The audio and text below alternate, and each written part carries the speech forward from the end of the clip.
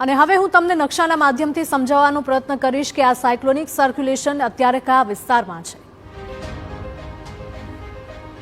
તો આપ જોઈ શકો છો કે અહીંયા આ ગુજરાતનો નકશો છે અને વેરાવળ જામનગરનો આ વિસ્તાર અને જોઈ શકાય છે કે સાયક્લોનિક સર્ક્યુલેશન છે તે આ તરફથી ગુજરાત તરફ આવી રહ્યું છે અને તેના કારણે જ ગુજરાત પર તેની અસર વર્તાઈ રહી છે। સાયક્લોનિક સર્ક્યુલેશનની 2 સિસ્ટમ જેટલી સક્રિય હોવાનું પણ હવામાન વિભાગ દ્વારા કહેવામાં આવ્યું છે, એટલે કે આ બંને સિસ્ટમના કારણે ગુજરાતમાં કમોસમી વરસાદ થયો છે।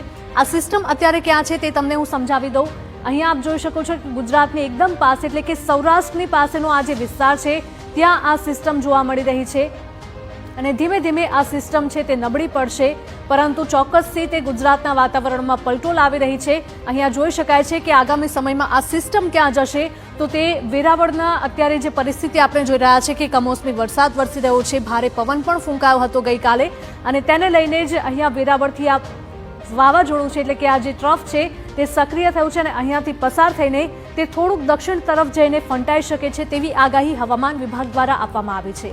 એટલે કે ફક્ત દક્ષિણ ગુજરાતમાં જ નહીં પરંતુ ઉત્તર ગુજરાતના પણ કેટલાક એવા ભાગો છે કે જ્યાં આંધી સાથે વરસાદ વરસી શકે।